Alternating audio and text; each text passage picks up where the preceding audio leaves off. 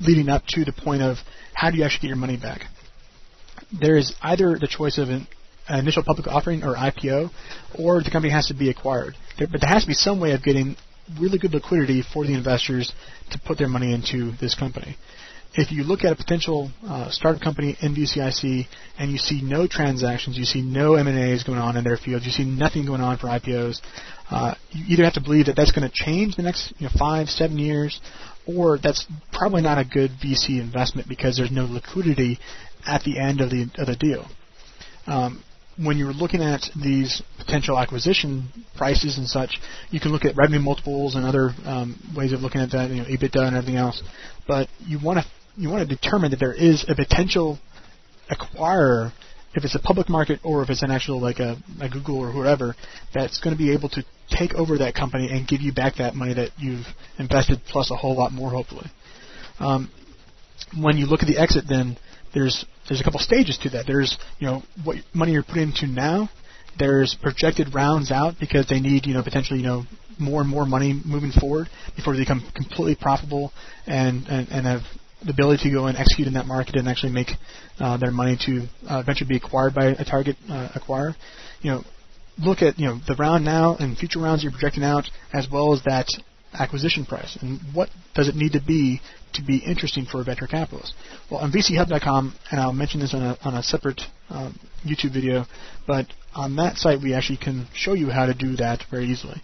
But this is really important when you're actually trying to figure out for VCIC what is the potential for the company. You really want to figure out, is there potential to get 5 times, 10 times my money back in this company, and that's what you want to be eventually looking at for the exit side. The comparables, though, let's go into that in a little more details. There's some websites that kind of aggregate up some comparables for you. Here's some software as a service companies, and here's the kind of trends for how they're trading at right now, and kind of give you that kind of snapshot of how that industry is working. These are a couple that I saw 2 years ago. I'm not sure if they're actually even kept up to date or not. But other places, places like finance@yahoo.com and looking at IPO information off of the SEC.gov website.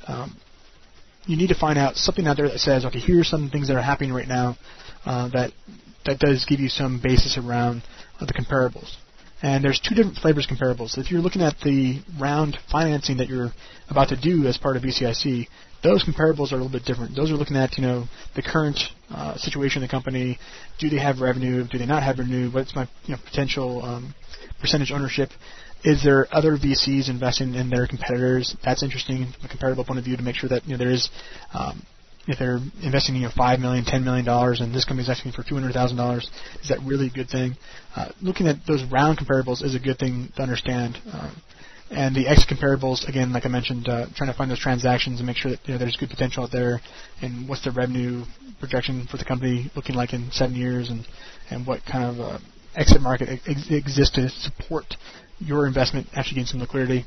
All those are mentioned in more details in one of the posts I have on learnvc.com. But I think putting those in 2 different buckets is extremely important to understand for the competition. And then the revenue side. Every entrepreneur has their projections for the competition, and everyone will say, well, not everyone, but a majority of the entrepreneurs will say that their revenue projections are very conservative and that they really think they can do better than this. But in reality, these are just projections. These are just an Excel spreadsheet with a couple numbers on there that hopefully have a lot of really good assumptions behind them. And those assumptions are a lot more interesting. Asking questions about those assumptions, asking questions about why they think things will go this way or that way, those are good things to ask during the due diligence session. But again, these are just projections. And so if they're based around a kind of top-down approach where they're saying, I think we can get to, $50 million in revenue because the market size is X, and I think we can get a certain percentage of that market. That's one way of looking at things. But basically, it's kind of like the idea of, how many people do I need to hire, and then let me show my expenses for that, and how many people I need to hire at what times, and then the revenue being based on, how many people how many deals can they close per month, and what's the average sale look like for that salesperson, and looking at that and building it from the bottoms up can be a lot more interesting and a lot more of an insight into the entrepreneur's brain than just an entrepreneur that says that there's a huge market and we can just get 5% of that market and make huge amounts of money. One thing to mention on top of that would be target addressable market, or total addressable market as a way of building that up in your mind. And if the entrepreneur is kind of going down that path and can talk intelligently about that, that's usually very interesting because they understand how to break up their market into what their exact market's going to be and then build the numbers off that. And that, again, goes back to the assumptions that they have into their projections and what they think they can do in this market that they're targeting. So a couple best of links to kind of summarize here.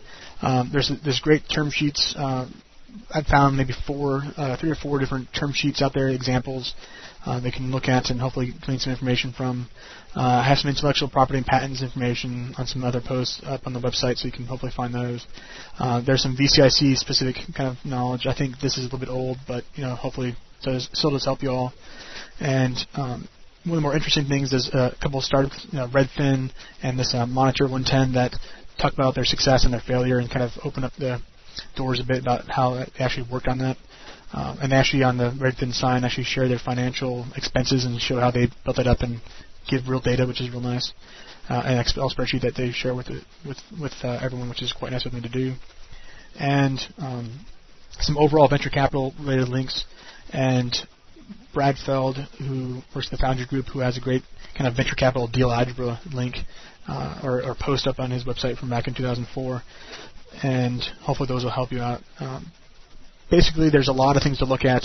There's entirely too much time to spend coming up the learning curve, but hopefully you can prioritize it in the next few days and get ready for the regional round. One more resource I think that's kind of helpful is looking at the least aggressive to most aggressive, the way of looking at the different things in the term sheet. So anti-dilution, there's this nice version and then there's a really nasty version, and just understanding that there's ways of kind of prioritizing these things during the negotiation. You also want to make sure that you're at least in the realm of sanity, which is putting yourself into the entrepreneur's shoes and understanding that if you're going in for a 5x liquidation preference, that might be just a little bit too harsh for the company to really want to accept. And that being said, we're going to post this on the VC Hub website.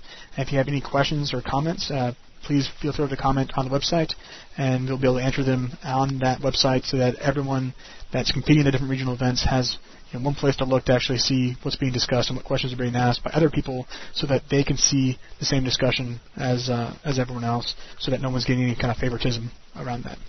Thank you very much for your time, and I hope you all have a great time at VCIC.